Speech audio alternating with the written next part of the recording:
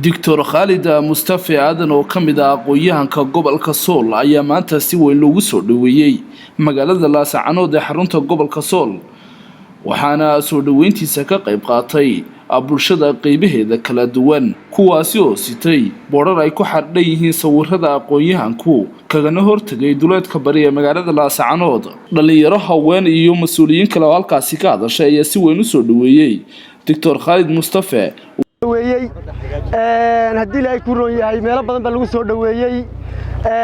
waa Khalid Mustafa Aadan Xirsi waxaan leenahay ku soo dhawow gobolka Sool magaalada Laascaanood abwaanku sheegay waxaan soo dhaweynaynaa Dr. Khalid Mustafa waa aqoonyahan Soomaaliyeed waxaan leenahay Dr. ku soo dhawow magaaladaadii gacmo furan ku soo dhawow welcome baan ku leenahay shacabka adeeg ku taagnaayeen wadada baatoo dhan baan ku sugaynay wixii kale insha Allah taala warbixina waxa weeye waa kala qaadan doonaa haddii aan leeyno soo dhawow baan ku horaanayna waxaan halkan ku soo dhaweynay walaalkeen aqoonyahan Dr. Khalid Mustafa Aadan runtii oo ah dhalinyarada deegaankan ka soo jeeda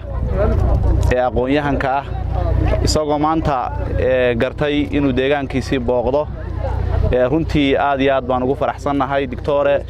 Khalid Mustafa Aadan ku soo dhawow deegaankaagii runtii waxaad garatay wax badan oo aysan garan in badan oo kamid ah dhalinyarada u dhalatay gobolada tan maadaama aad adigu aqoonyahana garatay inaad deegaankaagii timaadid soo booqatid soo indhaysid waad dareemi kartaa dadka inta leeg qiimaha aad leedahay agtooda ka leedahay ayaa qoraxda tubtay oo halka keentay waxaan ku leenahay mar labaad iyo mar saddexaad ba soo dhawow kulay madashani waa madal soo dhaweyn iswaraysigu kulay waa inoo dambeeyaa إن شاء الله وآدم كوسو دوينا ناس. أولاً السلام عليكم ورحمة الله وبركاته. دمانتي وين وضع السلام يا. مركل لبعض مركل أولاً هرت إله ما هاتس كلام مركل هره. مركل لبعضنا وين السلام يا. كل واحد دار رئيسور دوين تين ندينا نسور دوينه دكتور كنا دكتور خالد مصطفى آدم حالنا كوسو دو قبل كاجي دل كاجي ما شاء الله حرنا كلامه كل واقعية كوادة reer Laascaanood ku soo noqda dhalinyarada reer Laascaanood waxaana filayaa kuwa badan insha Allah ku dayan doonaan marka soo dhawaan baan ku leenahay insha Allah kale hadal badan oo dhan ma yaamalaynayaa waa inoo dambeeya hadalkeenu soo dhawow kun iyo kow jeer baan ku leenahay aadna waad mahadsantihiin sidaad maanta qoraxda u taagnaydeen marka xigta wax ugu dambeyntiina Dr. Khalid Mustafa ayaa ka mahad celiyay soo dhaweynta lagu sameeyay magaalada Laascaanood ee xarunta gobolka Sool oo uu ka maqnaa in muddo ah sheedinaya bulshooyinka reer Sool khaasatan reer Laascaanood sida quruxda badan wanaaga leh sharafta leh qiimaha badan qaayaha leh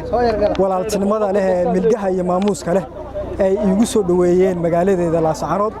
Laascaanood oo in badan ka maqnaa xaqiiqatan maanta shucuurtayda mas la soo koobi karo aad bay u ballaaran tahay shucuurtaydu maanta aad baan idinka mahadcelinayaa mahadana dhammaaneen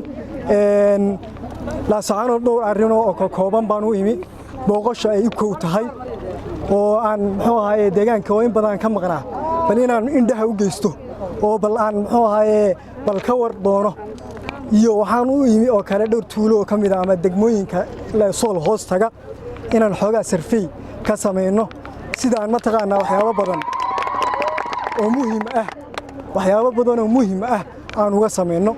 midda saddexaad oo aan ugu weyn aan isleeyahay wax badan bay reer Sool tari doontaa waxa weeye waxaan u imi hay'adda Somko oo aan rabo headquarterkeeda ugu weyn in laga furo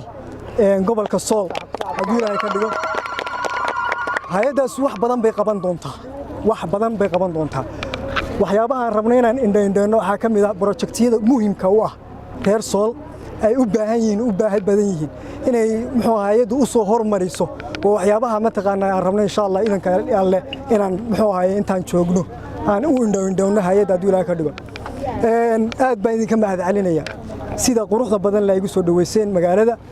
waxaan mataqaanaa aad ugu xumahay milicda inta taagneedeen aad baan ugu xumahay waan